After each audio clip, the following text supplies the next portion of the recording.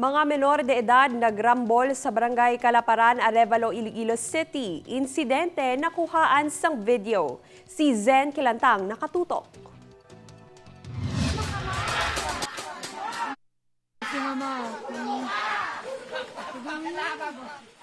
Sa kuha sang cellphone video nga ini makitaan ang paglinagsanay sa mga pamatanon sa Zone 10, Barangay Kalaparan, Arevalo.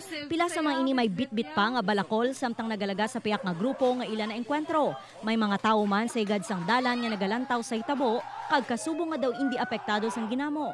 Sunod sa barangay officials sang Kalaparan, lunsay mga menor de edad ang imbulbado sa rambol.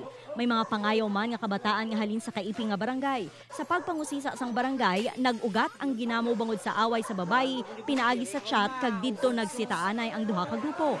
Isang Domingong pista, siguro post patuguro sang pista ng nanay nga naglinaway sila. Pero sa according sa source namon, ang natabo ni sa group chat nila.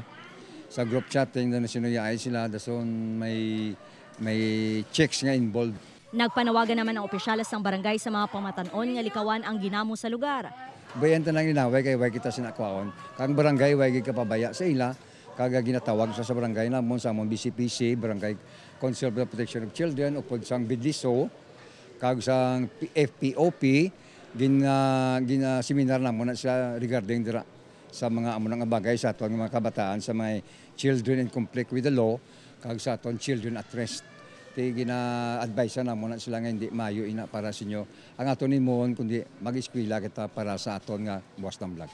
Mas ginpasangkad pa ang pagronda sa mga barangay tanod, pagbutang sa mga suga sa madulong nga lugar kag pagpatuman sang curfew for minors, agud malikawan ang kinagamos sang kabataan. Upod kay Romel Parquia, Zen Kilantang, One Western Visayas.